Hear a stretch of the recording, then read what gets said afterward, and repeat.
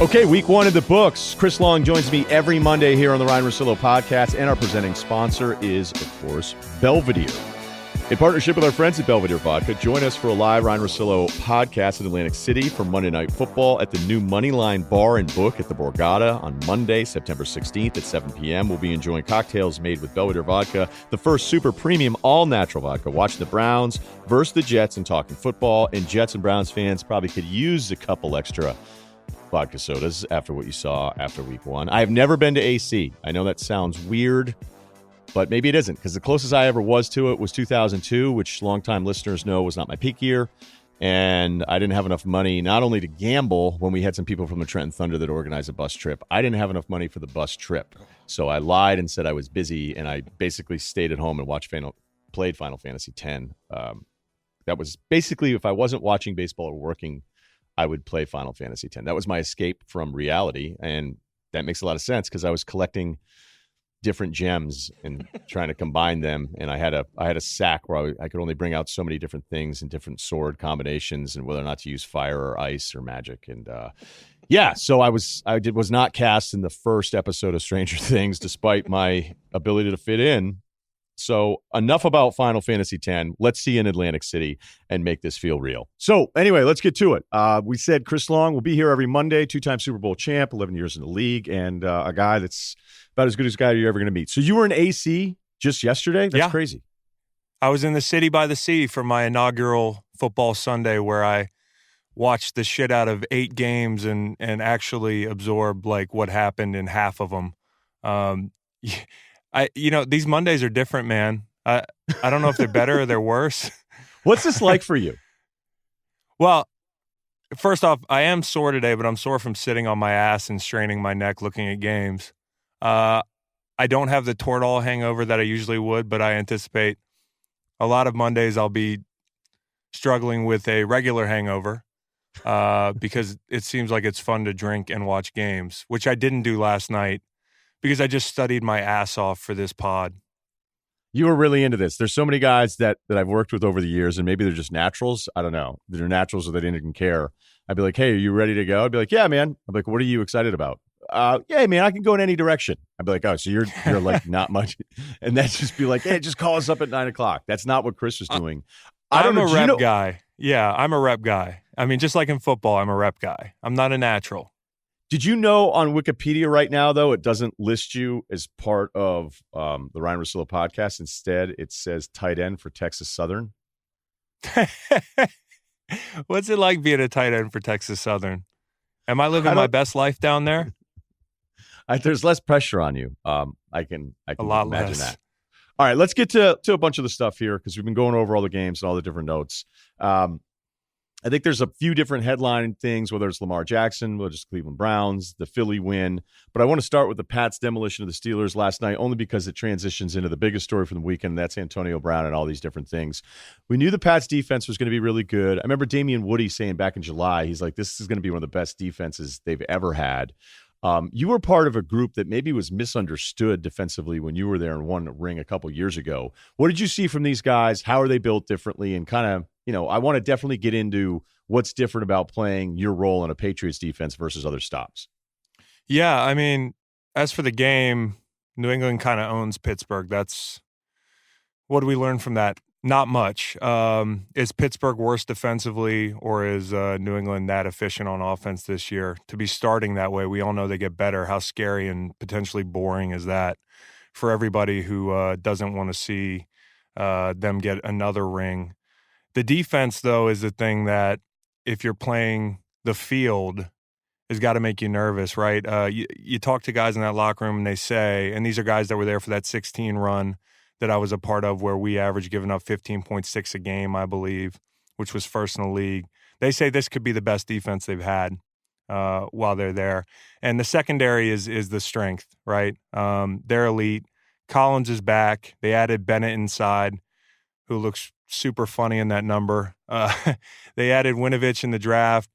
And while Hightower, might not be part of that defensive back end, he is the most important guy on the field on defense for them. He's a total stud.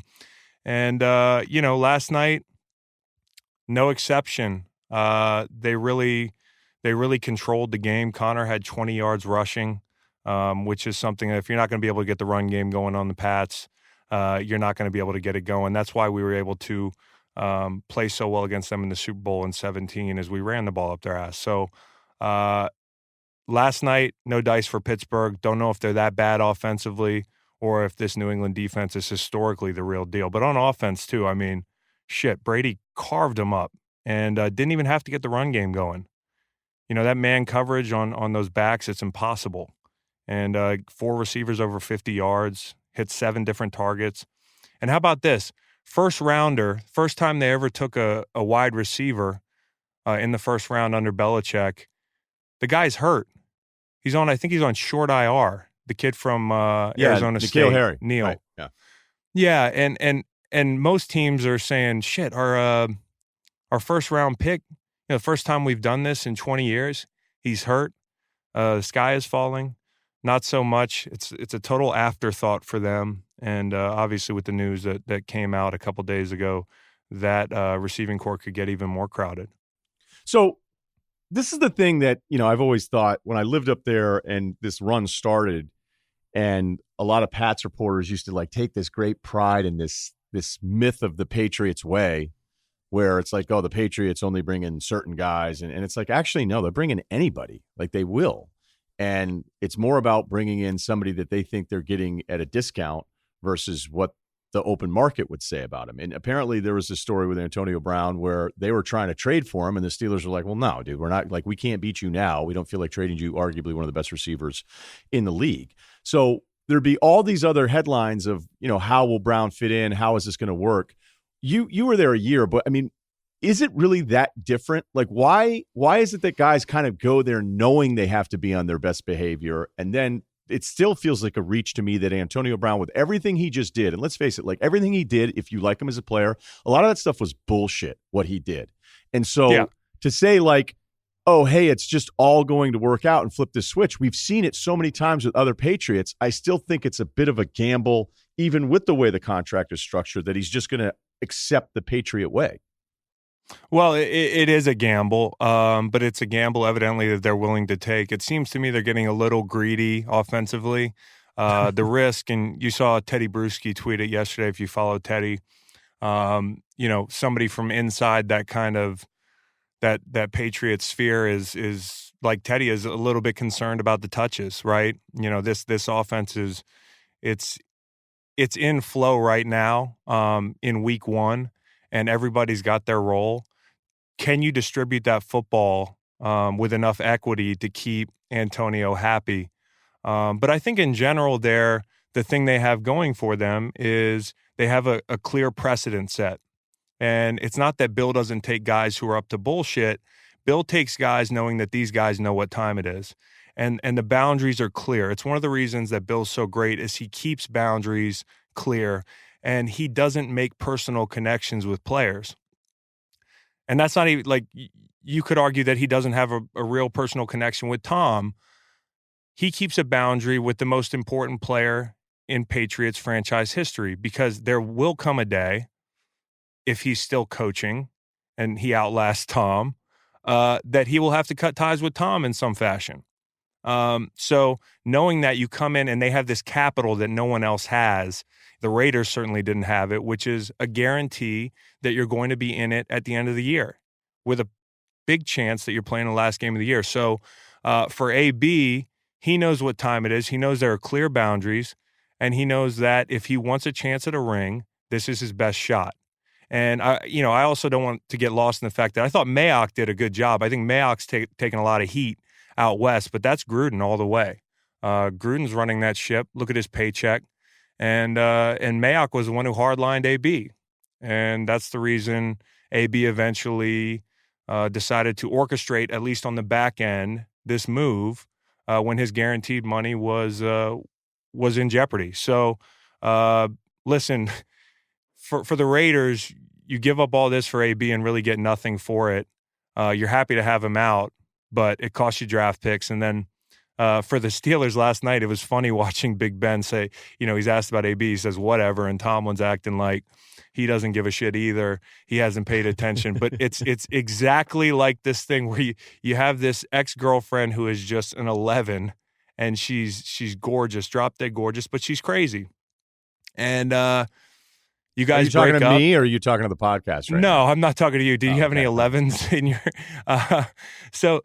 So you break up, and as the Steelers did with AB, and they seem like, okay, he's going to go to Oakland to die and be somebody's headache, but that ex of yours has found the one guy that can make her happy, and it might work with.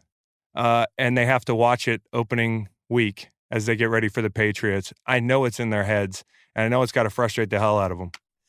By the way, listeners, as we go through the season here, you'll notice a constant theme that Chris doesn't have a lot of confidence in me and finds me unattractive.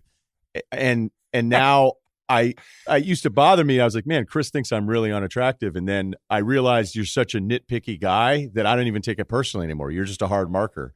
So, no, I just find things wrong with everybody. But also, I mean, like if you have 11s on your resume, good for you. I hadn't seen. No, okay, no, I'm just. But I'm just digress. saying that I don't rank people. I find that to be inhumane. And in 2019, I'm a little disappointed in you. Well, 11's not a real ranking, so we've transcended the ranking system. That's right. They don't even exist. Something that should not be lost in all of this, and this is always like one of those just like I don't know what people think of Drew Rosenhaus. Like it's super easy to go Miami, slickster, right out of Central Casting. I hate this guy, I hate agents, and all those different things. The thing that I know for a fact, because I was told somebody told me this, like that's close with Belichick years and years ago, is that Belichick's always liked Rosenhaus. Because he just thinks like Drew goes, hey, let's get a deal done. We can I'll do the public posturing, but behind the scenes, like, let's come up with a number. Let's get a freaking deal done, and let's not screw around. Not to say that like every Rosenhaus client is the easiest to deal with. Certainly it's not the case. But Bill feels like Drew doesn't want to waste time. Like if he wants his client there and Bill wants the client, that Bill trusts him enough to figure this thing out. And that's why people can talk about tampering all the time. But those two dudes have a really good relationship and some trust. No, I mean, you make a great point, and that's a strange rapport, right? I mean, that's really odd couple. Yeah, that's why, like, when I heard it and it was explained to me, because I was like, what do people think about Drew Rosenhaus? And, you hear all sorts of stuff, but they're like, who really likes him is Belichick. So, yeah, I mean, and there's more to the takeaway from this game than just, Pittsburgh is uncharacteristically bad and New England is boring good again. I think you asked me what makes the Patriots so good. I think along with having the best quarterback that ever played the game as a failsafe for almost 20 years, if you're talking about coaching and scheme, Bill has done a great job of creating boundaries, and he's also done a great job. I mean, you hear so much about this Patriot way, and there's this preconceived notion that everything's really stringent. In New England, they mold into whatever they need to be to win. And you saw it down the stretch last year where they just pounded the rock on teams like the Chargers or the Chiefs in the playoffs, and they used the fullback, with such effectiveness compared to the rest of the league. Last night versus Pittsburgh, New England ran 25 plays without a tight end. And all of 2018, New England ran 24 plays with tight ends. Without tight ends. Without tight ends. So they exceeded the amount of snaps they had last year, utilizing no tight end sets in just one game. So it's another layer to them just changing and molding and fitting the personnel they have and not seeming like they miss a beat. But if you're New England, I think you got to worry a little bit about tackle depth. Tooney had to slide out. You got your center situation with David Andrews, which was life-threatening, it sounded like.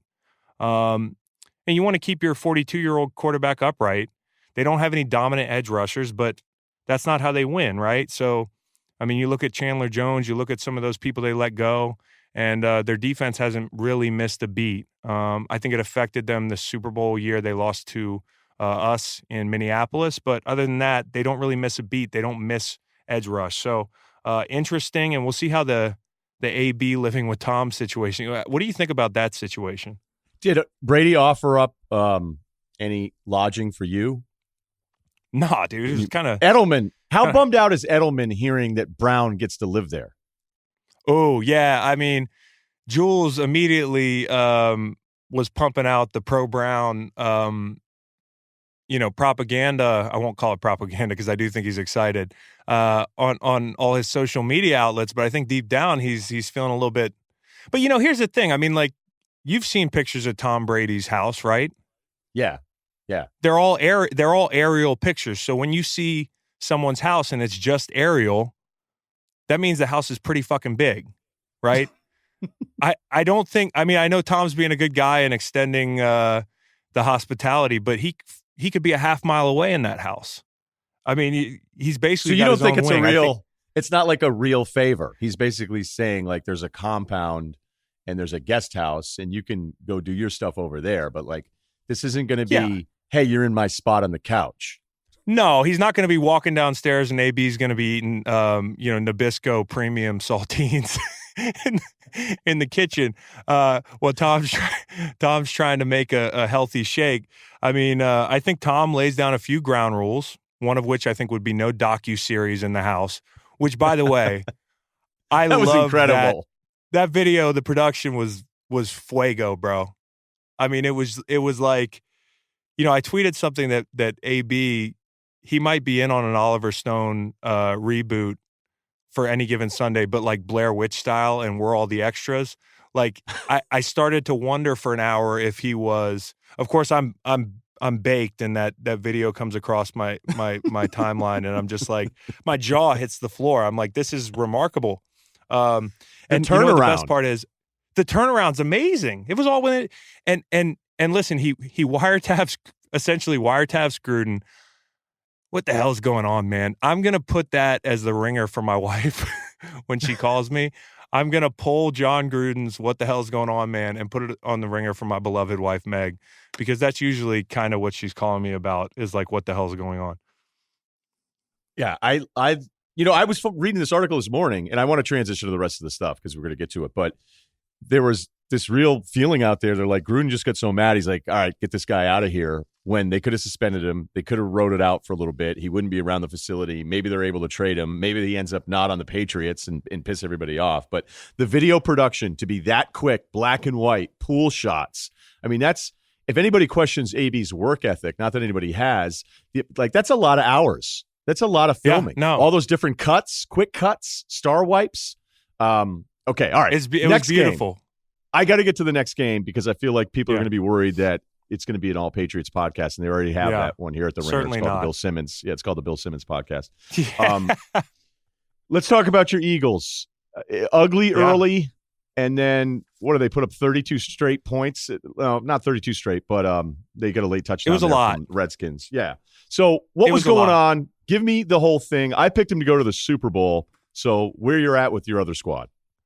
Man, listen, I had concerns coming in, and I still have some concerns about some things, but this was a quintessential Philly day, right? You got Mike Scott, who's my boy out of UVA, who's a Sixers beloved Philly athlete, in pajama pants and a Sean Taylor jersey, just throwing down with Eagles fans outside of a tailgate that has a white casket by the buffet line.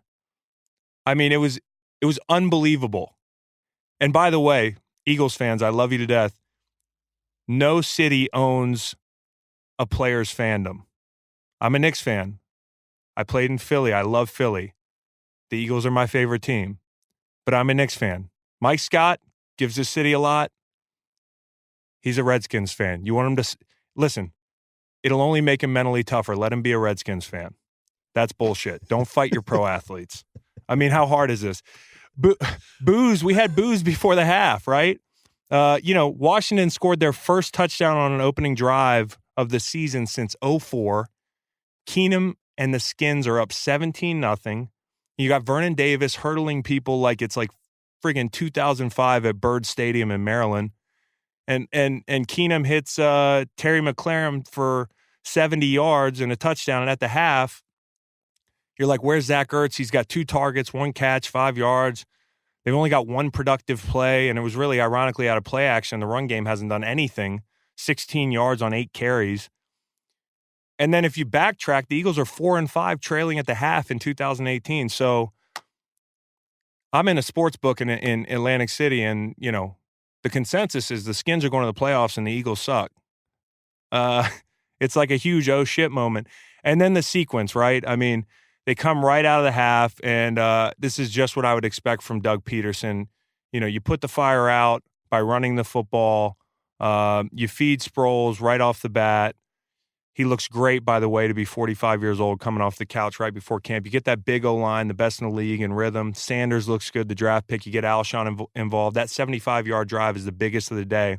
And then the defense starts imposing their will. It gets loud. Graham makes a play. Fletch makes a play.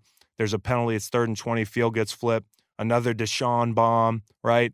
And then Keenum misses a sure touchdown on a shot, and there's like 3 drops, and you're like, okay, this game's over. And it was just over just like that. And the second half was a different story. And, you know. Yeah, the Keenum numbers, like you look back on it and you go, okay, all right. So Keenum had that crazy Minnesota run. Because you keep going like, this guy starts for a lot of teams. And you always wonder, do coaches watch film of him going, oh, we got this. Like, we can fix this. Like, this is pretty good. Or like, hey, we've been bad at quarterback. Let's just at least be average. And then he was below average with Denver. And so they move on from him. They bring in Flacco to hope that's an improvement. And then you're looking at Keenum and you go, this dude threw it 44 times for 380 against the Eagles. And yet it ended the way it was supposed to end, because Wentz ends up reminding you of why he almost won an MVP a couple years ago. And I would put, you know, as an observer, I'd ask you this. Like, as great as Brady is, I think Brady's greatness is mobility in the pocket, knowing the call, adaptability. But on just throws, like, he's spectacular with throws, being like, okay, this is like an end zone seam, and I need to put it on his left shoulder as opposed to his right shoulder. And like, he can do that as well as anybody. Yeah. Right. Whereas Carson is a guy that makes you say, holy shit, 3-4 times a game. Right. Carson, I think Russell Wilson, certainly Rodgers with just throws with bad form and just all arm and all that kind of stuff. Like, Wentz to me is up there with the rarity of throw. And he had a bunch of those in the second half. You're like, okay, all right. Yep. Here we go again. And everything like looked right again for Philadelphia. Well, and here's the thing. I mean, you talk about Keenum. Keenum is a stopgap plus. Like, I think of him as a starting quarterback, but you have to have the right pieces around him. And on the positive end, you know, Washington, after this loss, will clean themselves up, and they got a pretty good defense. And Keenum has probably a better offensive line than he had when he made that run. I mean, definitely a better offensive line than when he made that run that ended in Philly at the NFC Championship game in 2017. I mean, that offensive line was poor. You know, I think he actually has more around him than you'd think. But it really was more about the Eagles deciding that they wanted to commit to the run game in the second half.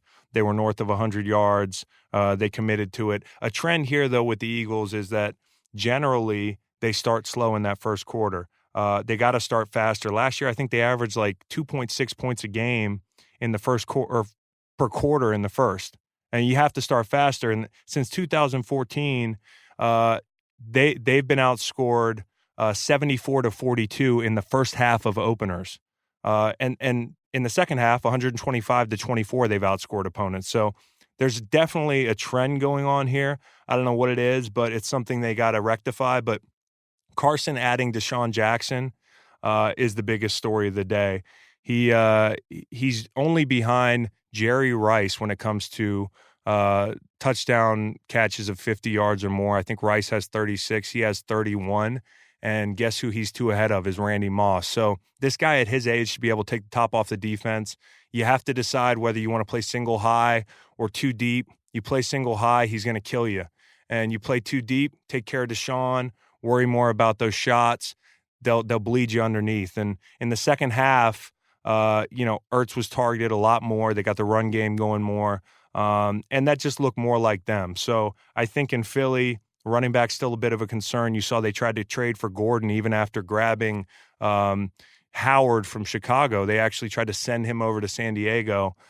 So I don't know if they don't love Howard. They're still looking for that answer, that first and second down back with a home run threat. I think they like the draft pick. They still need somebody at corner to emerge and play better. You know, just having numbers there doesn't mean that you've got it figured out. But I like a lot of those young players. And at the end of the day, it's going to be a big year for Carson Wentz, however it comes down. You know, adding that piece to him being able to take the top off the defense, being healthier, being slimmer this year, changing his workout routine. Pretty cool day for Carson Wentz. And also a great day for Brandon Brooks. Achilles in the playoff game. 360-pound man. and he's back on the field playing well week 1.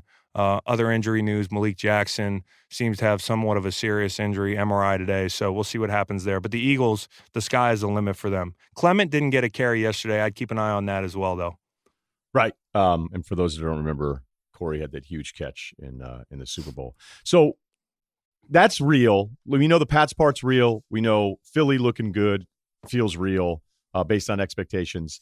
The biggest thing of the early part of the day was Lamar Jackson, who I don't know. I'm going to point this out because no one will ever get this trivia question. The highest rated quarterback for Baltimore yesterday was actually RG3. Oh, RG3, who, by the way, outlasted Andrew Luck. How about that? That would have been something. Although I still don't know if this is 100% done with Andrew Luck.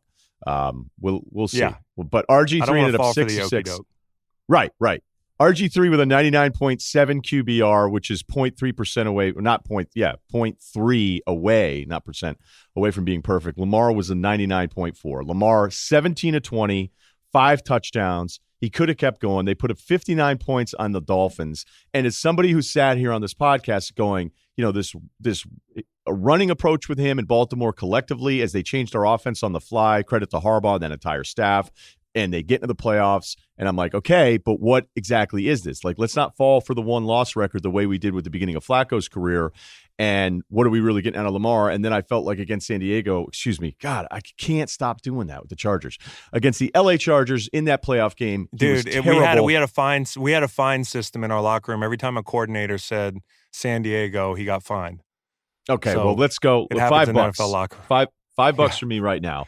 So okay. He wasn't good in that game. They were down 23-3. He put up a couple touchdowns late with like 6 minutes left. And so we're going, okay, what do we have out of Lamar? What do we actually – and then it turns into the biggest highlight show of any game. It's the deep throws. It's Hollywood Brown. It's slants underneath. And yep. I'm sitting here going, I hope this is who he is, but I can't help but get over the fact that half the Dolphins that played in the game asked for a trade, apparently, in the locker room. Yeah. I mean, listen, and first off, when are we doing the Is RG3 back segment? I think we just did it. Could they get a first rounder for him? That's right up your alley. Side story, when we got all those picks for RG3 in St. Louis and we went to play Washington, at Washington, a game which we won, I told Jeff Fisher he should trot out all the players that was you? We got in the trade. Yeah, it was like 30 minutes before the game. I said, hey, Fish. He's like, what's up? I'm like, I got an idea. He's like, I'm all ears, buddy. And I told him, not expecting him to do it, but he was like, I love the idea, but that means y'all got to go out and play well. And I was like, okay, well, what have we gotten ourselves into? Of course, we got him play well. But I think when you look at Lamar, there's two separate conversations having that people are conflating, and it becomes really hard. There's obviously the conversation of, which stemmed from the draft process, is he a quarterback? Which I think is a conversation that we're past, right? We should be. The question is he this guy? Is he this guy for 16 weeks? Obviously, he's not going to put up 62 or whatever part he played in 62 points against the lowly Dolphins every week. But is he a guy who can consistently keep your offense two-dimensional? I think the jury's still out. Man, I think he's worked really hard in the offseason. Again, we talked about this earlier. He's seen improvement, and he's a guy that seems to work his ass off and wants to develop. I think if you're the Ravens, you're excited. But if we're, if we're asking straight out, is that production real? I don't know yet. And that's not any disrespect to Lamar, because I think we are well past that conversation, which was sort of silly, in that should he be playing another position? And one guy kind of said it. Honestly, I think this has turned into this thing that was like the entire landscape was saying that he should change position. Bill Polian suggested to ask him to work out. He may have been more forceful in it. And now I think it's turned into, like, sometimes I think about these public arguments, Chris, and I think like a Matthew Stafford. They turn into straw man. The straw man. Right. They turn into a straw man conversation.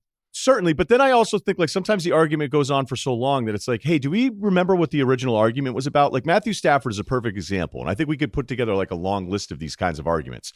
The argument isn't Matthew Stafford is awesome versus Matthew Stafford sucks. It's kind of like, I think one side is arguing, saying, hey, he's not top 5, and the other side's like saying, we never said he was top 5. Yeah, And we just said he was a top half of the league or a top 10 quarterback, a fringe top 10 guy. Yeah. Yeah, because I think the Lamar argument isn't this massive number of people saying he can only be a wide receiver. I think it's all the people that watched the throws last year, watched him at Louisville. I'm certainly one of those guys that watched a majority of him going, I don't know if it's going to work because it was so inconsistent. Open throws, plenty of time, airmail it at Louisville. And I thought I saw some of that from him in his rookie year. And then you look at this and you go, hey, I'm not anti him. I just don't know what it is. But I don't want him to line up in the slot either. So then it became this, hey, all you guys that want to play receiver, like how many people want to, like maybe he did what a lot of other quarterbacks do, put in a ton of work, tighten it all up and figure it out. It's just sometimes that, when QBs are inaccurate, they're always going to be inaccurate, and spare me the completion percentage stuff. Here's the thing about coaching and development in the NFL. It's not as good as you think it would be. And it's not all it's cracked up to be. And I can't imagine, because coaches, they're batting about, I don't know, 300 at being really effective and being teachers. And I don't know what that's like in a quarterback room, but that's what it's like in a D-line room. And I know that in my 11 years, I've seen a revolving door of quarterback coaches. I'd have to go back and look at how many quarterback coaches I've had on teams I've been on, but it's got to be closer to 11 than it is 5. So I think just in general, you have to be wary of assuming that players are going to develop because they get in front of these pro coaches, and whatever they're doing in Baltimore, they certainly haven't taken a step back. So I'm happy for Lamar. I think he certainly has some doubters. I do think there is a straw man element to, we are past that discussion that people were having about should he play a different position. I think at this point you want to see if he's a guy who can possibly propel them to win the AFC North, because as it looks right now, it is wide open. You know what the best part of fall is? I don't even have to say it. We know it's football. That's why you're listening to this podcast. That's why I have a job. I know I'm personally going to be glued to my couch all season, and if you are too, you deserve the best couch out there. It's a Burrow. These are customizable. If you have a room that you can't figure out, and if you're like me and you've moved a bunch of times and you're just not sure how things are going to fit, and then you buy the thing and you're like, it'll work because you're a dude and you're stubborn, and maybe your wife is like, I don't think it's going to work, and you're like, it'll work, and then it didn't work and she was right, and then you're shamed for an entire week, maybe even longer, maybe the rest of your life, maybe she leaves you. You can avoid all of that by just going to Burrow. Burrow sofas can handle even the rowdiest game day hangs with their kiln-dried Baltic birch frames and durable fabric that's naturally scratch and stain resistant. And Burrow is totally customizable, so you get your fabric color, leg finish, armrest style, and length. If you want a chase lounge or an ottoman too, you can get them. And these sofas also have built-in USB chargers, which makes it great because you know how you're always trying to mess with the cord and it's over the top of the back, and it's a little too short, and then you got to unplug it every time you want to look at just a text message. And Burrow offers free 1-week shipping, so you can have your new sofa all set up by next week's game. So, like I said, I figured out the room, I figured out the combos, I figured out the style, the look, and everything I wanted to make it work from. I sit there, I watch football, I'm able to plug in and keep my phone right there, and I went with a darker color because even though I don't have kids or a dog, one day I may. And I just want to be prepared with a more scratch-resistant, darker-looking color in case it's the dog or it's that I adopt somebody and that kid loves using markers. So, this football season, don't settle for your same old couch. Settle into a comfy new Burrow sofa. Get $75 off a new sofa and free 1-week shipping at burrow.com/duel. That's BURROW.com/duel for $75 off a new sofa. Okay, well then let's transition into the other AFC North team that everybody loved here, and that's Cleveland. Disaster on opening day. All the hype in the world. I only left him out of the playoffs because of stubbornness, even though I looked at the roster and went, hey, these guys are good. And you know what? Like, there's something to Baker. The way he gets the ball out, the way he moves in and out of the pocket. I'm not talking about his, to me, mobility for a quarterback isn't how many times can you run on a zone read. It's how many times can you avoid how do you move pressure. in the pocket? Yeah, that's it.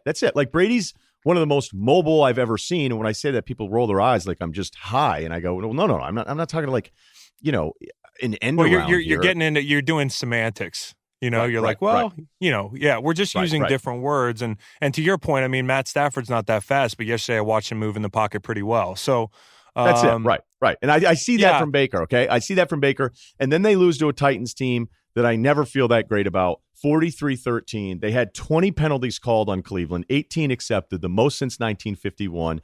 And this is what happens. They send the number one CBS team, Romo, Nance, all the hype, all the national games, all the talk all summer long, and they were all a part of it. Freddie Kitchens, when they had that practice with the Colts, they got in the skirmish, and they thought Kitchens was going out there to help break it up, and he started yelling at Colts players and saying, let's do this. And then when you're getting your ass kicked, I start to worry about coordinator face because I go, man, Freddie Kitchens really has coordinator face. But, hey, one point I thought Doug Peterson had coordinator face, and it worked out for him. So let's not worry about coordinator face. But it was Doug does not. No, but I thought at one point he was. I'm trying to think. I like the term though. I mean, but the funny thing about yesterday was, they scored on their opening drive of the season for the first time since I guess it was like 95. And by the time I turn on the TV to catch that game, it's sloppy. And I got Browns fans are surrender Cobraing like in the third quarter, as if they just lost the Super Bowl, because I think they know that they got out ahead in front of their skates a little bit in Cleveland, everybody. And, to me, quite frankly, I still think that until somebody proves that they're as consistent as the Steelers in the division, they're the team to beat. Even the way last night it looked, although I will say it looks a little bit more wide open than I thought. But listen, we put a lot of stake in Baker. I really like Baker. Second half of the year, they were a little bit more electric, and you just think things automatically translate, and there's no such thing as a sophomore slump. But these things are risks, and their offensive line is a unit that's just been largely effectively ignored. So there are certainly holes in what they do. I love their front defensively, ton of studs there. But when you're going to play that sloppy, you don't have a chance to beat damn near anybody in the NFL. And it's one of two games this weekend that I thought became so much about the team that was disappointing that we forgot to talk about the team that won. I mean, Tennessee, man, you said it. I can't stand Tennessee. I think it's because they came back from 20 down and beat us last year, and they're just generally a boring physical team to watch that finds a way to win. That's kind of got this identity of their head coach, who's one of the only guys from New England that go elsewhere and seem to be having any success. But you got to give it to the Titans, man. I thought they were dominant. Big shout out to Delaney Walker coming back from dislocated ankle, scoring 2 touchdowns. Who doesn't look like he's lost a lot. Speaking of old tight ends, Vernon Davis had a big day yesterday, so shout out to him again. Hey, by the way, there were people watching that Vernon Davis highlight that were like, "What a baby!" Vernon Davis. Yeah. Well, there were two things. There were people watching like, "Wait, Vernon Davis is still playing." And by the way, I got a lot of respect for Vernon. Me and him exchanged so much CTE in San Francisco. At the old Candlestick Park and at the Edward Jones Dome in St. Louis. I got infinite respect for that guy, and he's a great guy. So I'm really happy for him, and obviously with the loss of a loved one, being able to kind of put that highlight reel play together, and his emotions, he just let him go. And it was funny, I was in the sports book, and some people were like, what's wrong with this guy? He's soft. I'm like, you might want to wait a second and see what's up. And then the story came out that he had lost somebody, and he was emotional about that. So I just think in Tennessee, you look at it with the injury to Nick Foles, which is going to cost the Jaguars probably 6 to 8 weeks, the impromptu retirement of Andrew Luck, and really a lot of question marks in Houston in my eyes. It opens the door for them, the way they look. And they're a team that I was really low on this year, and I think I got partial because I don't like them. But you got to respect them. Yeah, right. I mean, that part of it, I seriously think there's so many guys every now and then that week one, you go, wait a minute, is that guy there? But I think there were probably people at sportsbooks going, oh, why are they running 07 highlights? Like, what's going on here? Yeah. You're like, no, what's the deal? I didn't know Vernon Davis was with the Skins. I had to follow up on this. Did you just call Vrabel boring? Well, no, I don't think he's boring, but the style of play, it's got some New England fingerprints on it. I think they're a little bit limited with what they do offensively because of Mariota. And sometimes that's frustrating to watch. but they seem like they're trying to settle into this identity. And I know they've been 9-7 a good bit, but I think they're a team whose ceiling's higher than I thought this year. I don't think they're a contender team, because at the end of the day, it's just like with Pittsburgh. We find out last night that they still can't beat the Patriots. I don't see them making a run in the playoffs and beating the Chiefs or the Patriots, but they can hang with just about anybody else because of their identity and what they do. So yeah, I mean, AFC South also kind of a shit show a little bit right now. And the Colts game had a bunch of interesting takeaways as well. With ramifications. So give me your Colts thing and give me your AFC South thing, because I feel like, we always do kind of overlook Tennessee, and then you do look down and you're like, oh shit, the record is better than I thought it would be. They're always going to be right. They're always going to be right in it. And 10-6 generally is in the neighborhood of what you need to win that division, I believe. But gosh, if you're the Colts, you got to be kind of frustrated and kind of really happy with the way that game went yesterday. Listen, most people look at the Chargers as a contender team, and 2 weeks after the impromptu retirement of Andrew Luck, they go there and take him to overtime. Our boy Jacoby Brissett starts off 5 of 5 for 49 yards, hitting 5 different receivers, ends up 21 of 27 for 190 and 2 TDs. He looks incredibly poised. The tight ends, there's a little lag in production, which might have something to do with Andrew or a little bit of adjustment. 2 for 28 yards combined. That includes Ebron. But T.Y. was automatic, like 9 targets, 8 catches, 100 yards. But here's the biggest takeaway I have from that game is that, one, Marlon Mack is a stud, goes for about 175, but they had a bunch of self-inflicted wounds. Autry was lined up over the center on the field goal block unit the first drive, I think it was, and the Chargers turn what would have been a field goal then into a touchdown because of the subsequent first down. They get a touchdown to Ebron, called back, overturned. They miss 2 field goals and an extra point. Vinatieri does that. Like, this stuff just doesn't happen. They get a punt partially blocked, and in general just shot themselves in the foot. And the worst one of all, which feels terrible to a D lineman, is their offsides on a strip sack. And somebody else's sack gets negated because Houston's a little early, and then 2 plays later, I think it was, the Chargers go in and score. So all that stuff doesn't happen, and they are getting after the Chargers' asses a little bit. And so it's impressive. I think Frank Reich, who people didn't give enough credit for his job he did in the Super Bowl year in Philly. You talk to Colts players, they love him. They'll play for him. And he's the guy that can get him through this. They'll be in that mix at the end of the year too, no doubt about it. All right, you mentioned something about the expatriates other than Vrabel having a bad day, and none worse than Matt Patricia with Detroit. So they're a first down away from sealing this game. Kyler Murray and the air raid from Texas looks absolutely terrible in the first half. I make a joke between Baker's game and Kyler's game that I was like, maybe Jalen Hurts isn't going to go number 1 now at Oklahoma under Lincoln Riley. And, look, Jalen Hurts isn't going to go number 1 no matter what he does at Oklahoma. And the Kyler stuff, there's always this thing. He played really well, but how many yards after catch were there that opening game against Houston anyways? What, Jalen? Yeah, Jalen put up insane numbers. Like he's going to put great numbers. Right.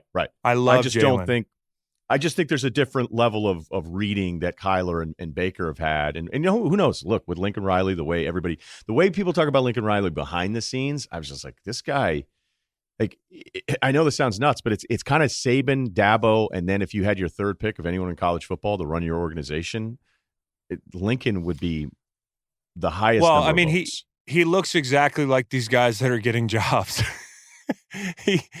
he looks physically unimposing. Looks like he could be a young kicker in the NFL, and could join the ranks of, a McVay or your guy down Cliff in Arizona or LaFleur. McVay's got a little shoulder on him though. Like you stand next to McVay.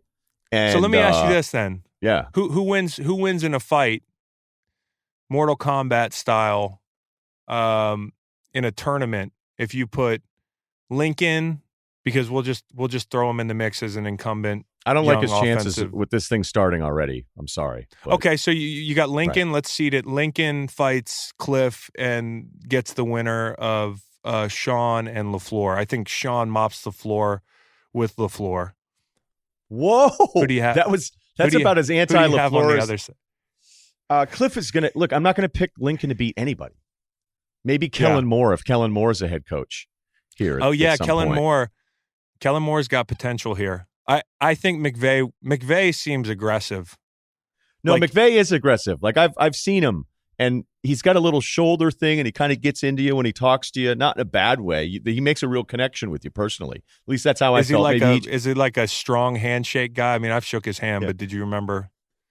Yeah, it's a good, firm. He's assertive. He looks you right in the eye. He may have been a little intimidated by me. Yeah, I don't know. I'm not quite sure. I mean, I know he's probably not used to being around tons of huge guys, but whatever. I think he comes out of that field, and we got into the Mayock thing, not to go down this hypothetical path, but we got in this thing with because Mayock almost fought AB.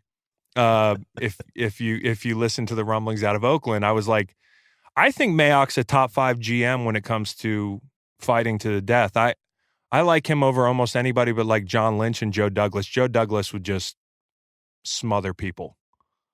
Okay, Joe Douglas, it's not even fair. But we need to do that. I think you're overrating Mayock. I think there's age there. I think you're kind of falling for the cadence in his language a little bit. The cadence. Like there was that piece. I forget who did it at ESPN, but they did that whole thing on Belichick. And my favorite part of it was one anonymous other front office guy going, "Hey, when did he become a fucking tough guy? You were an offensive lineman at Wesleyan, and who were you fighting? Who were you getting? When were you beating up guys?" Well, evidently, I don't know that I know of any specific hand-to-hand combat situations, but listen, for me, everything's word of mouth. And my dad, at a certain time, I believed, and most kids believe their dad could beat anybody up, but my dad could beat up most people. Your dad actually could beat up most people. Yeah, he's a total badass. And he gave Mike the badass stamp of approval because he knew Mike because he knew Mike from when Mike, I think Mike hosted him on a visit. At BC? And I think it was BC, yeah. Yeah, it was. This is back when BC wanted my dad to play guard. And I think he was so scarred from that ego blow that he told me that I wasn't athletic enough to play defensive end in one in single A football, and I had to work on my guard sets. So that's how the Mayock thing went down. And he says Mayock is a badass dude. So I like Mayock in the top 5.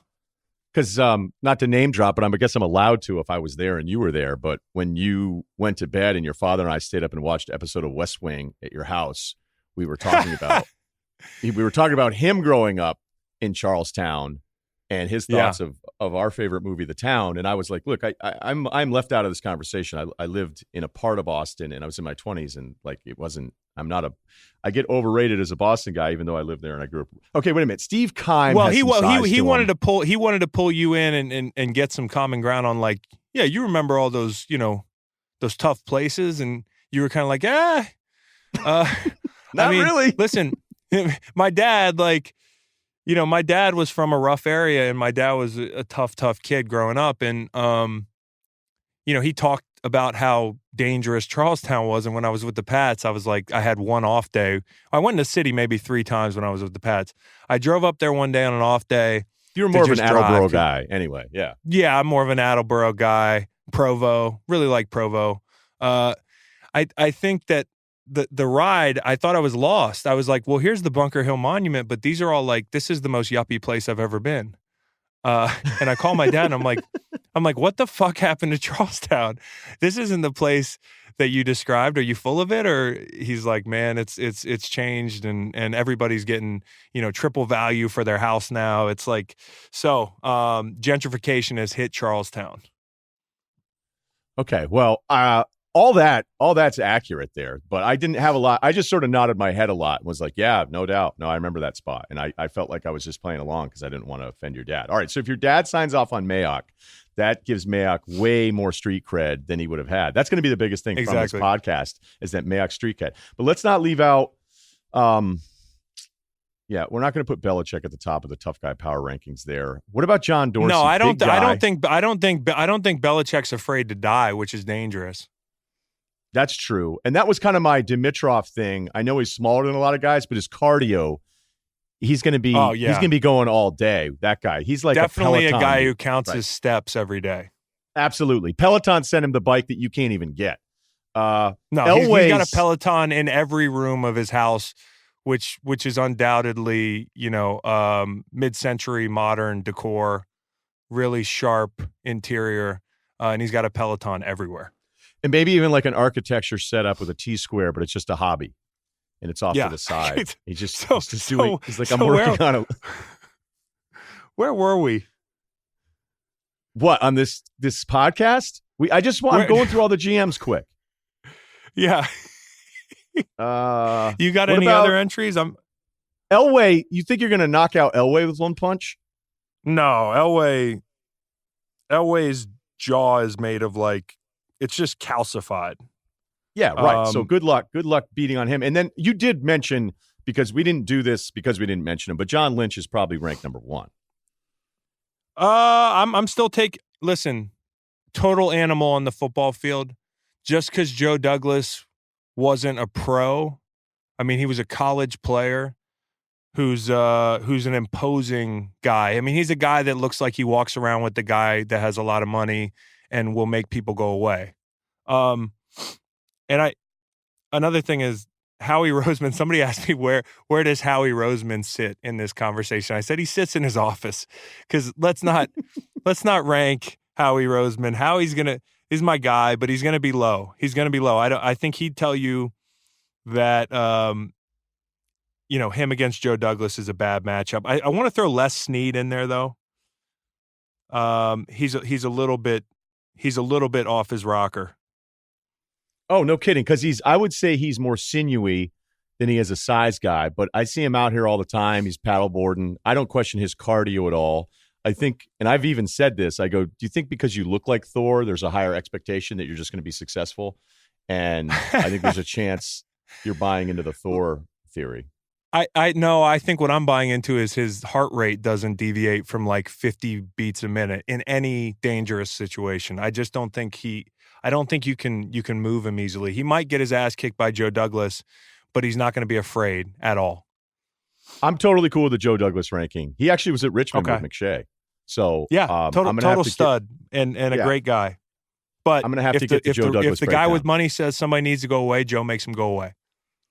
Perfect. Okay, we're going to get your best plane ride home and worst plane ride home in a second with Chris Long here. But first, from CBS Sports HQ, this episode of the Ryen Russillo podcast with Chris Long is brought to you by CBS Sports HQ. If you watch much football coverage on TV, you know it's full of a bunch of dudes yelling at each other and throwing out hot takes they probably don't even believe themselves. Tearing players down and throwing out massive overreactions are par for the course. Well, CBS HQ is here to change that. They're a 24-hour streaming sports network that's just focused on the game, with highlights, news, stats, game previews, game reactions, fantasy advice, and gambling picks. No fake debates, no politics, no made-up drama. It's just sports for real sports fans. Even better, it's free. Seriously, you can watch CBS Sports HQ 24 hours a day, 7 days a week, totally free. And no, I don't mean free for a week or a month, or if you already have some special cable package. It's completely free for everybody. You don't even need a login. Just open the CBS Sports app and watch anytime, anywhere on your phone or at home on your Apple TV, Roku, or Fire TV. It couldn't be easier, so download the CBS Sports app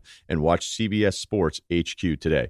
I also have an awesome Austin sideline story for you from Texas LSU that I have to end the podcast with. That I don't think I've shared this with you yet.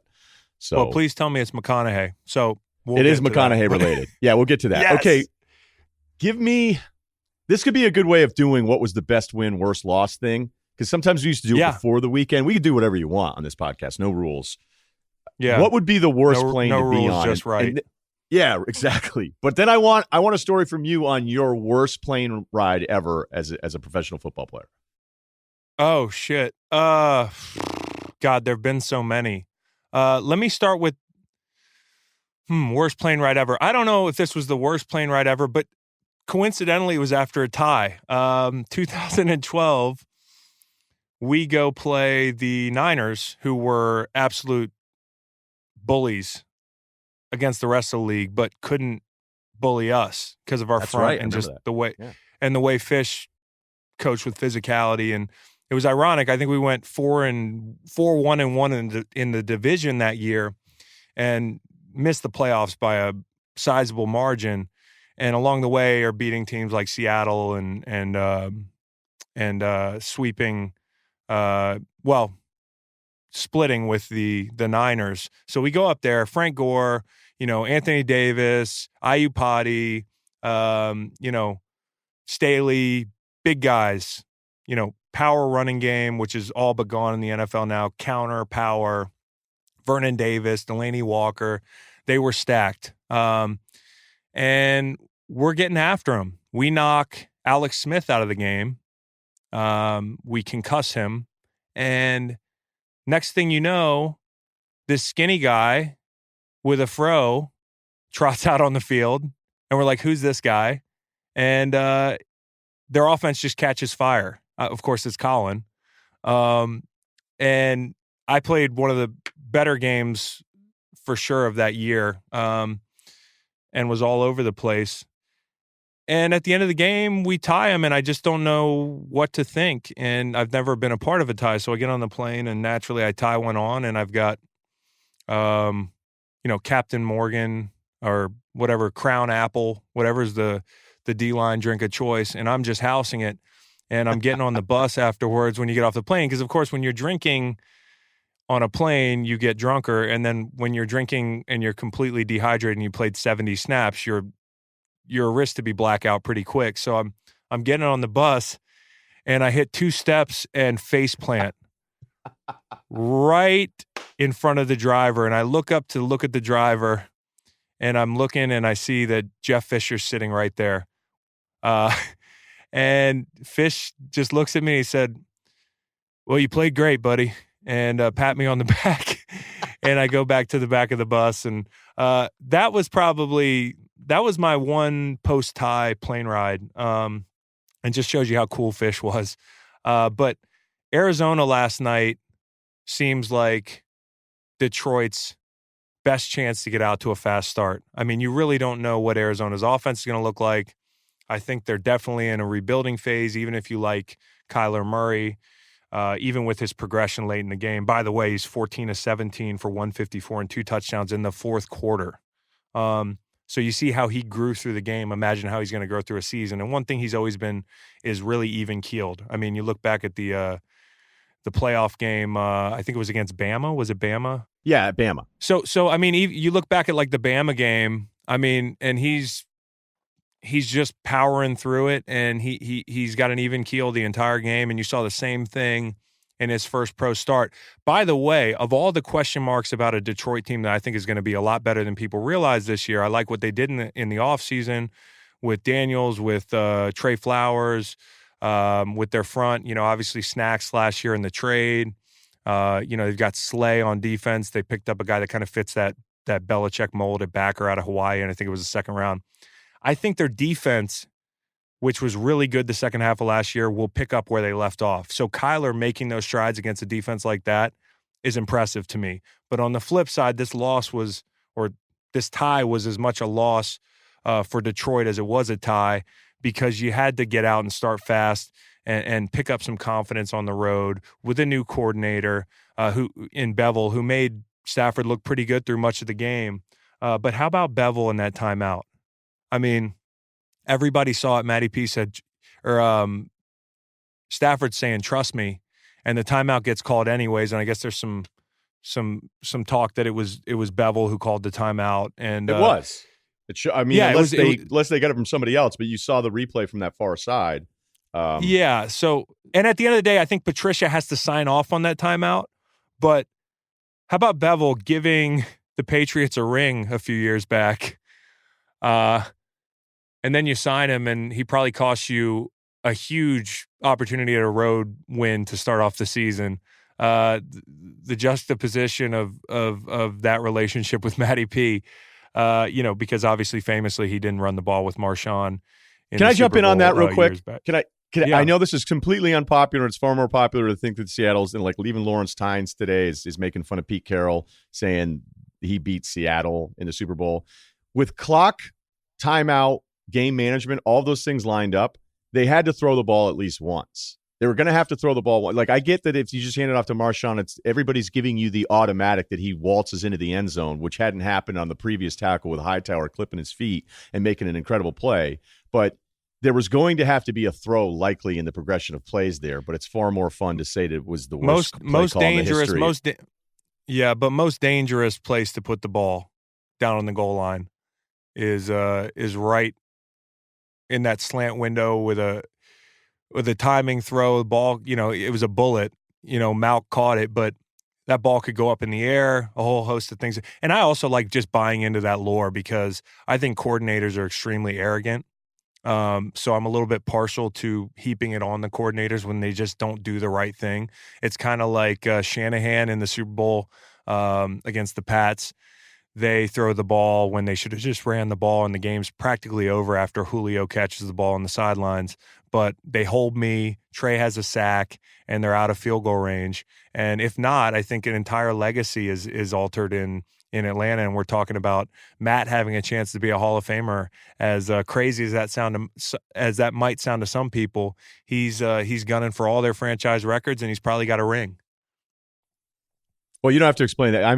This has been a very pro Matt Ryan podcast over the years, although they looked. Oh, has it? They looked terrible. Yeah, I'm a big. So that plane ride had to suck. That plane ride had to suck bad. Yeah, it had to be. Listen, because the time change, the length of the flight in Arizona, you're like a long ass way from the airport. After losses, it just drags out. When you're out on the West Coast, man, you better win those games, especially the Sunday night games, because you're going to pull in about 6, 7 a.m. I'm sure that was a 2, 3 a.m. night for the guys on the Lions, but the way they lost it, the timeout, letting them back in the game, letting a rookie quarterback back in the game. Amendola, who had a great game, my boy Dola, looks like he's got a lot of juice left in the tank. Couldn't get out of bounds on that 2-minute situation. And then Stafford, this is right after I explained to Lions fans on Twitter that they might be different this year. Maybe they're just trying to take you to the brink of doing Lions shit, and they're just going to pull out of it, and the year will go better. They all reminded me we're still the Lions, and Stafford tried to throw the ball right to Brock, and he drops it. Otherwise, the Cardinals probably win that game. Yeah, that's the scariest thing about that whole deal is that you go, oh, wow, he almost picked it off. You're like, no, you would have picked it off and kicked the field goal if he doesn't run it back in. And by the way, the Lions now have the LA Chargers, the Eagles, Kansas City, Green Bay, and Minnesota for their next 5 games. And that was the importance of getting off to a fast start there. Obviously, the best plane ride, I think, would be Tennessee. Would you agree?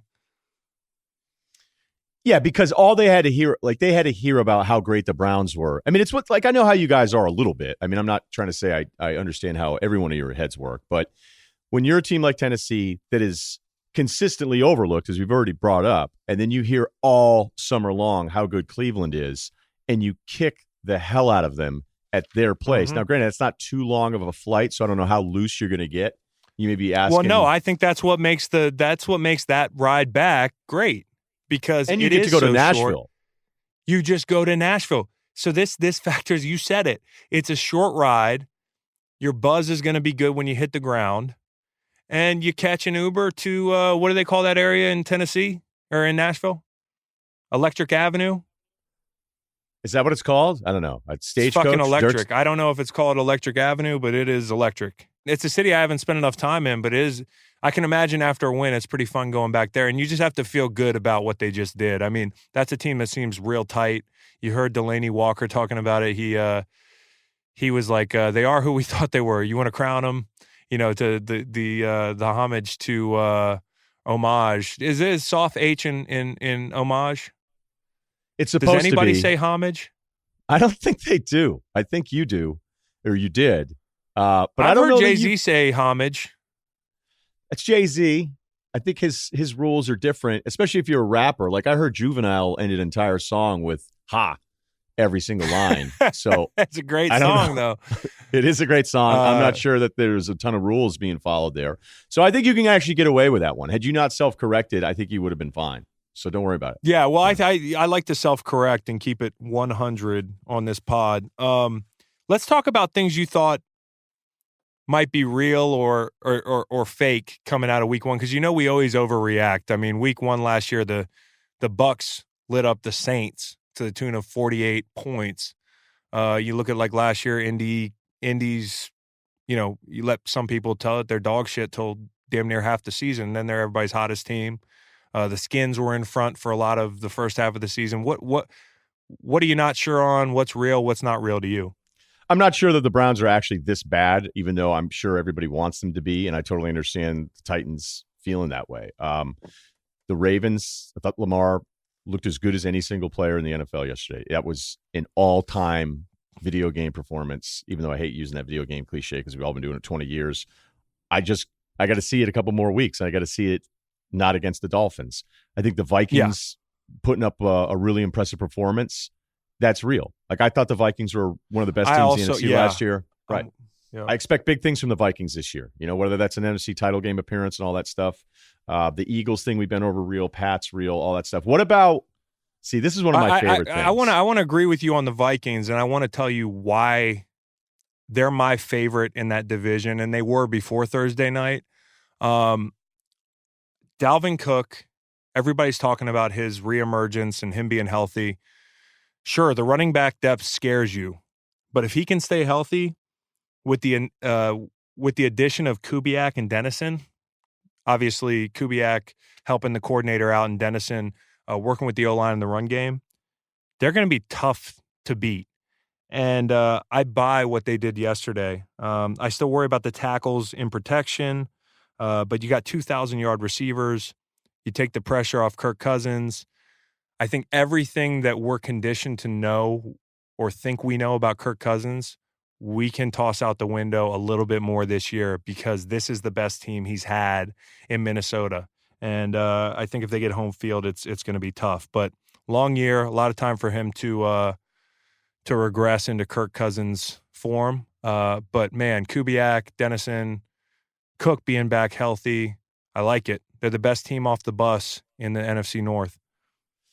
The Dalvin thing is great because if I think of Dalvin, I go, is he a guy in the league that is – so this is year 3.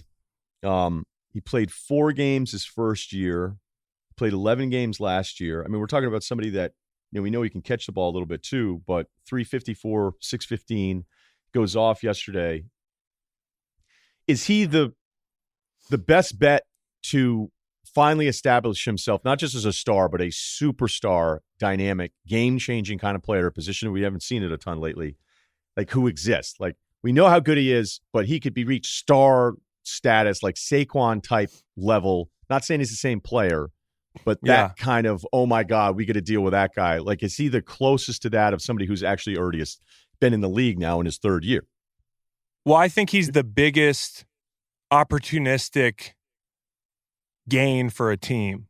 I think he fills the biggest void on a team that is otherwise very, very good. And certainly I don't know where he stands when it comes to the top 5 or 10 backs of the league. I think we need more time.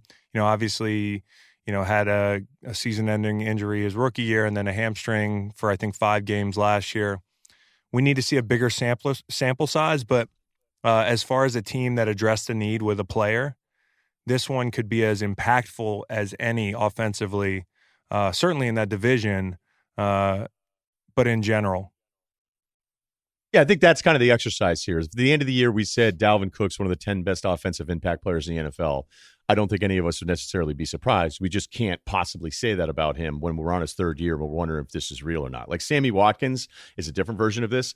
Like, this would be my question about Sammy Watkins now with the Chiefs, who went off yesterday.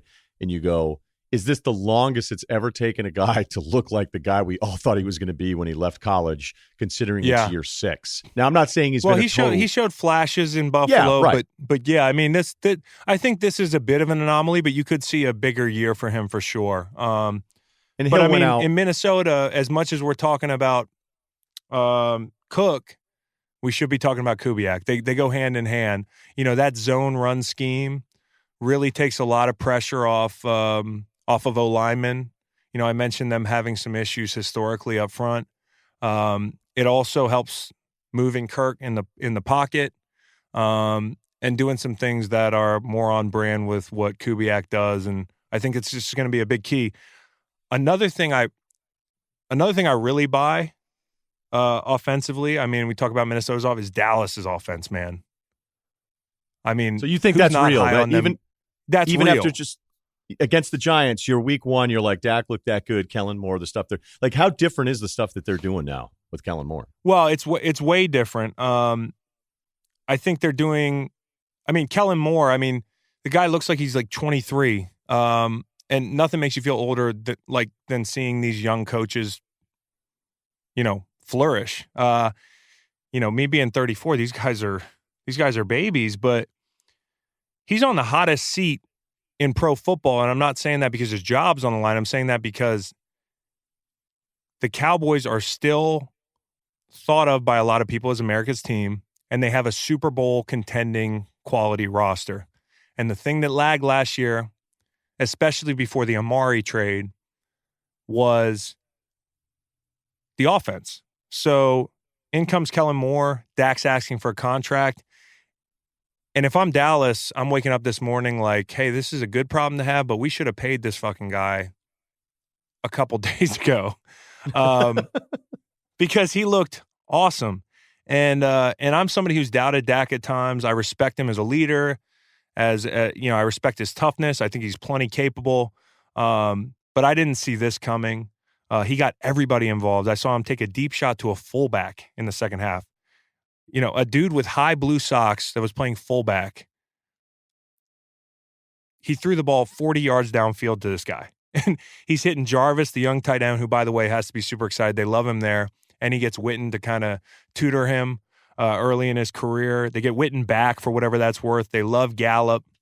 He was involved in a big way. And you've still got that piece that made them less one-dimensional late in 18 in Cooper. So you replace Cole Beasley with Randall Cobb, which seems like it could be a relative wash or have some upside for them. And Zeke was expected to get 25 snaps out of his usual 50, you know, coming off the beach, which, by the way, it's astounding to me how talented somebody is and can come off the beach. It's like Clowney hasn't played football in months and goes right up to Seattle a weekend, and he plays 42 snaps yesterday. But they didn't have to run the ball. And Dak became the first Cowboy with 400 yards and 4 touchdowns in a win in franchise history. And the 2 other times it happened were not Troy Aikman. They were Romo losses. And from Dan Orlovsky, who, if you don't follow Dan, he's like one of the best follows if you're trying to learn football, which any retired guy is trying to relearn football. This is the most interesting stat to me. Cowboys use play action pass 47% of the time, and Dak was 14 of 15 with play action. Last year, they were 25% play action, and the Rams led the league at 36%. To put that in perspective. So it feels like Kellen Moore unlocked a bit of a Dak cheat code, and I am buying it. I mean, they're doing a lot more to move him, RPOs, play action. They did give up 500 on defense. Red zone and turnovers kind of covered that pimple for them. And at one point, Saquon was 10 for 107. They gotta fix that. But I buy it. I do buy Dallas. Cowboys fans are going to love hearing that one. The play action thing is always funny, though, because whenever I see those numbers and you see how successful in the QB ratings and Goff, hey, play action versus, other stuff that they're doing. I mean, I understand the difference between play action and non-play action, but you can't just run play action every single play. So, no, I think New England, heavy sets, run it at you a few times. That's basically like old school football, what New England did against Pittsburgh. It's let's set up the run here a little bit. Let's bring in extra guys, even though usually those extra guys were blocking tight ends, and now they're just, they've got this offensive line, even though the right tackle went down last night. And then a lot of times you just have to show commitment, not even be that prolific on the ground. Just the threat of a commitment to a running game opens up play action. Right, because you just can't help yourself sometimes. And there's going to be a few guys in your defense, even though they're pros, that they're just going to, not be as good as other guys. I'm sure players that you were teammates with that just had a hard time watching the football. Well, bad eyes on the back end. It's a quick. I mean, for you to lose a foot race or bite on something and be behind the 8 ball on the back end, those guys have a tough job. I mean, I always make fun of them because they don't hit anybody in practice, and they listen to terrible music in the locker room, and they're generally. I don't think they have to work as hard as linemen, but I respect DBs because they have the hardest job on the field outside of a quarterback. And there's so little margin for error. And when you get that play action game going, one false step, especially you saw it in Philly. Like I said, I think they were 16 yards on the ground or less in that first half when they took that play action shot to Deshaun. If you have somebody like that, just the threat of a commitment to the run game, one step, and it opens things wide up. Speaking of people who don't execute play action well or anything lately, I'm also buying the Jameis Winston struggles. Did you get a chance to see that game? I did see it, and I don't know why anyone ever expects this to be different. We do this a lot with quarterbacks where it'll be like year 6, and we start saying, maybe we could do it. Like we did it with Jay Cutler for his entire career, where it was, but if this or this, and I do think there's a couple lean years there with the offensive line where I thought Jay Cutler was going to end up in a stretcher. That Giants game in particular was one of the worst beatings I think I've ever seen a quarterback take. But we'll do this with some QBs where we hang on to this idea that as long as the approach is going to be different, that the result's going to be different. And for Jameis, the result has been the same every single year except for maybe 1 year. And this is why they didn't this is why they didn't give him the extension, and they did the 1-year, 5th-year option, because they're the guys in the building every day with this dude, and they know that he's not the goods. I mean, did you think it was going to be different? I did. So I hook, line, and sinker. I don't know if you saw. Well, I broke 2 rules evidently with my fantasy draft. One, the internet reminded me that nobody gives a shit about your fantasy team. I've never played till now, so I was gushing with excitement, and I live tweeted my draft, not knowing that rule. I also didn't know the second rule, which was that you shouldn't draft Jameis Winston. I took him in the 9th, and as I took him, I kind of had that, when you're like a little bit proud and you look up to see the reaction and you're like, not too much praise, guys. But people, it were audible gasps at my fantasy draft when I took Winston. And how many teams are in your league? 100? I got fooled. There's like 15 or something. Okay. But I took him in like the 9th. Right. We just had to make sure that he wasn't the 90th player taken. So there's 15 teams. No, I mean, 10. I mean, it's still a terrible maybe he's like 105th. I don't know. But so. Oh, wait a minute. The math's off here somewhere, but we'll move on.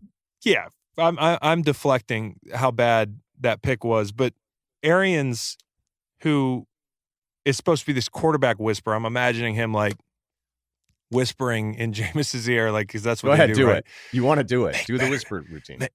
Make better decisions, Jameis. Burn the ball in the red zone. Just burn it. Like shit like that. And he's like, yeah, okay, I got this, coach. But none of that happened. Not having a former quarterback in the room with him. I should have known. Arians shit on my Rams in 2011 or 13 when we were struggling. What did he say? He made some slick comment about Jeff Fisher, and that's why that team's always in, watching on TV, and we're always playing in December or in January. And I should have known at that point. I should have just canceled Bruce Arians, the beret, the glasses, all of it. Should have just freaking canceled it. But he roped me in with this quarterback whisperer stuff. So I took Jameis Winston, and as I watched, man, he was worse than I remember. San Francisco eclipsed their pick total from last year, just in last game alone. They had 2 picks last year. They had 2 for touchdowns yesterday. 17th game for Jameis with multiple INTs, and he just passed Blake Bortles for most since 2015 when he came in the league. So I don't know if Jameis has gotten a pass a little bit, or he's just got so much talent that, again, it's like tantalizing. Everybody, all these coaches think they can change people. I don't think he's getting a pass. I think he's been pretty heavily criticized. But you're right. Like if you bring up some of the numbers, like I did this when I was doing my quarterback depth chart thing the other day, Chris, where I go, you look back at Tannehill's seasons individually when he wasn't hurt, and you go, wait a minute, like that guy was actually all right. And you go, you know what? He wasn't. Like I can look at some box scores yesterday and go, hey, this guy he got the ball down the field there a little bit. It's not just about 300 yards anymore. It's not just about a good completion percentage anymore. It's not even, hell, like I used to think, the guys that don't throw any picks, they're the best. And then you start to realize, like, hey, on 3rd and 7, you got to take some chances. You can't never, ever let the ball fly when a guy's covered up. Like sometimes you just got to let your receiver make some kind of play. So I've always I think the numbers for quarterbacks have evolved so much that maybe I'm even more confused as to what is just a good number. And that's why I think I'm more back on my eyes than anything else. And I know that when it comes to pick sixes or his freelancing with the football, I mean, he even had another on 4th down. He had another one that was going to be picked in the red zone. But at least on that one, I knew on 4th down, he had to throw the freaking ball anyways because it was going to be a turnover. But I mean, this is who he was. These are the same things we were saying when he went number 1. Hey, he needs to take care of the football. Some guys just never figure out how to be better with the football. And he's they should have just it was easy. All you had to do was go take care of the football. Hey, stop throwing it to those guys over there. Hey, maybe stop. Speaking of whispering, everybody. Okay, so that's basically we almost got it all in there. There'll be, you can't worry that we're going to touch every single game. I got to tell you about my game this weekend. Austin, Texas, baby.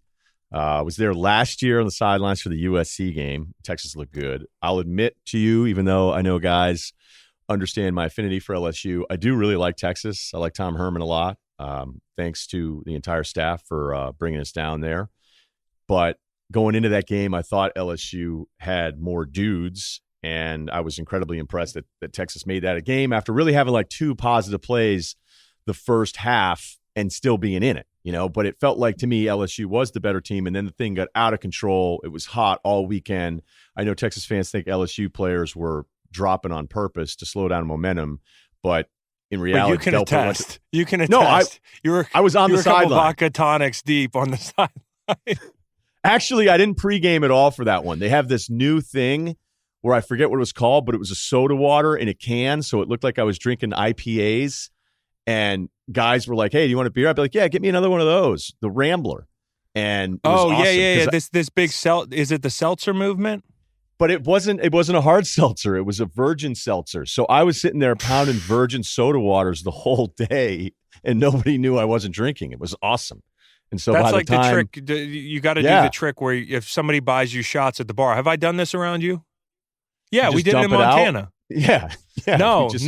This guy wanted to do shots with me, and he was shit-faced. And, of course, he's the same guy telling me, you're not as big as you look on TV. Yeah. We were out. That was hold on. We got to give a little more context. Chris and I were out in Big Fork, Montana last month, and that guy almost ruined the night. He was so drunk because it was just like, I don't mind. Look, if a guy wants to come up and tell you how cool it is, and he's talking, but like he thought he was going to be in the friend zone the rest of the night. Like he thought he was going to get the 2 hour it was a weird way hang. to get in the friend zone. It was a weird way to get in the friend zone, to walk up to me and like grab me by the shoulders and shake me and tell me, you're not as big as you look on TV there, buddy.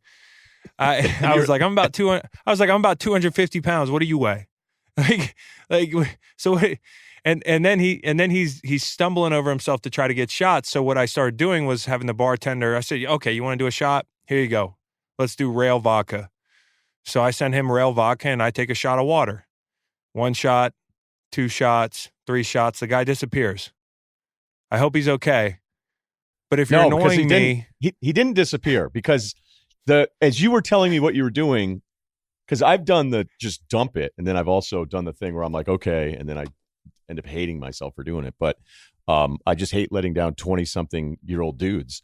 But I saw you doing it, and then a fight broke out, which is hilarious. And I almost got rolled up from behind, like an offensive lineman who's holding up his side, but the play is on his backside, and then it get tackled back into his legs. I almost got rolled up in this fight, and I just immediately got IR'd. Yeah, I just darted behind a beam and just put my hands up like I don't want anything to do with this. And that fight lasted about... You would have been at the Texas game in a Donjoy. I didn't know what was going to happen. I thought it was going to be a Donnybrook there. I had a beer dumped all over the back of my hoodie, and your mom was really proud of me the next day. And when you fight at a bar, when you fight at a bar in Montana, they don't actually kick you out of the bar. No, they let everybody stay. You just usually usually you get in a fight at a bar, you got to talk about it at home, but you can literally just go back and order a pitcher and sit back down and talk about the fight that just happened that you were involved in. Exactly. So unbelievable. That was fascinating because it was like a real quick melee. Two guys punched each other in the head as hard as they can. A beer went flying up in the air. It got all over my hoodie. I ran away from the whole thing. And then you and I just sort of watched and laughed. I mean, we weren't really in the mix. It wasn't like no, definitely not. Let's clear that up. Yeah, right. So people understand it was a very, like, I don't want to make fun of it, but it was actually a funny fight because it was like an older guy versus a much younger guy, and they both whacked each other in the head immediately, and then it was just over. And you're right. They went their separate ways, and security didn't even talk to him. And so after you placeboed the guy from Cleveland that insulted your frame, what you don't understand is he was already hammered, and then he's drinking Zarkov Light rapid fire with you, thinking he's bonding with this NFL player, and you're drinking warm water from a gun, which is weird almost a way to nasty. Bond to like talk shit to NFL players, like quick way to get headbutted suddenly in the nose. Exactly. That's my move. So, that's gonna be my move now. I mean, I don't fight anymore, but I will headbutt somebody in the nose. So when you said he disappeared, we had the Uber come grab us. We were headed back to the compound, and he was outside, sad, dart smoking by himself, leaning up against a fence.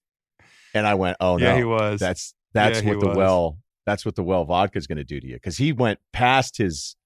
He just, I could already see the math, the science of it all was like, wait a minute, I didn't think I was going to do 4 shots of vodka in an hour on top of and there's no cabs. IPAs. There's no cabs. No. There's no Uber. There's no cabs. And one time after the bar there, I thought that I could call a cab. No answer. Me and a buddy ended up walking like 5 miles in the middle of the highway. Full moonlight. Eventually had to thumb it back to our spot. This is like 4 years ago. I'm walking from probably 2:06 a.m. to. You don't realize how friggin' slow 5 miles goes when you're walking and you're drunk. I mean, I think it was 4 a.m. I got picked up. I can't believe how far away that was. I can't believe because usually, I don't know that you're a great planner, but you're not afraid to put a plan in motion to have a car ready to pick you up to avoid walking home 5 miles around a lake in Montana. Yep. But you know what? That's how you're always in shape. That's why you'd be ready to go right now because you even jogged it a little bit because you're psycho. That's what Tommy Dimitroff did. That's what Tommy Dimitroff does. If he goes out he for a hates drink, Uber. He hates Uber. He just walks home to burn it off. Like I have an option now because I wanted to jog back to Cherry Creek. Okay, I'm going to leave you with this because McConaughey, speaking of good times, was there at the game. So great game. Can't say enough good things about Austin and how great Texas was to us. And then I went out and did the LSU thing the Friday night before. I'm telling you, I'm getting closer and closer to maybe getting a condo down in Baton Rouge, maybe a timeshare for just, end of September. I don't know if I can ever have a job where it's like, hey, Russillo moves to Baton Rouge for 4 months every year. So I don't know if you guys can sign him to anything. But McConaughey's there, and he's the minister of culture now from Texas, and he's in it. And he had this awesome hat. I can't pull off those kinds of hats. The hat was awesome. That was a really good-looking hat. I don't think you could pull it off. I think you're too big for it. Shut up, dude. If this fucking pod had video, I would superimpose that sick picture of me at a festival 2 weeks ago with the Indiana Jones hat on. Anyways. Wow. You get upset right there with me talking about your lack of accessorizing, hat so I'll game. take that back. So we're going to end on this note. McConaughey is on the field kind of at this little pregame thing, and he's, up on the big screen the whole time. He's crushing it. And some like student assistant or, somebody who like a game day ops person comes up and is like, hey, Mr. McConaughey, we need you to move kind of over here. And McConaughey just looks at the person. I'm paraphrasing the 5 different versions I've heard of this story, where he just looks at this kid and goes, hey, man, I'm just free flowing. I am just going to be. All right. This is too big. You understand this? You dig? And the kid was like, can I use that at home? Can I use that at home? Like when my wife's like, hey, I got to run out. You got the baby for a little bit. I'm just free flowing. Yep. Like, I'm just going to be. Hey, Chris, can you pick up some milk? I'm just going to be. And what do you say to that? Now, first of all, the kid should have known better, like crazy ops guy being like, oh my gosh, we have to move this guy in 90 seconds. and you think you're going to move McConaughey that way. McConaughey was just like, nah, it's too big. You dig. You don't move McConaughey. It's like rule number one. No, Corso's allowed to stand wherever he wants. McConaughey would be allowed to be outside of the coach's box, and I think the NCAA would understand that. So, I agree. All right, we can follow you on Twitter at Joel91, JOEL, number 9, ONE. I was going to say we should have McConaughey on the pod one week. We could probably do 1 week. I know he liked me. He likely liked Van Pelt more, which is usually the way that worked out. And that's fine. We could do it under a false premise that Van Pelt's going to join us and then just be like, oh, he's late. He's just being. He would have to, McConaughey would have to understand that. Be like, he's free flowing. Today's his free flowing day, so he may not join us. McConaughey would be like, I totally. Schedule. I totally understand it. We're going to be doing this every Monday. Subscribe, the Ryen Russillo Show podcast with Chris Long. Again, every Monday. I'll be back on Wednesday and Fridays. And enjoy the rest of the football week. Thanks, Chris. Yeah, thank you, Rock.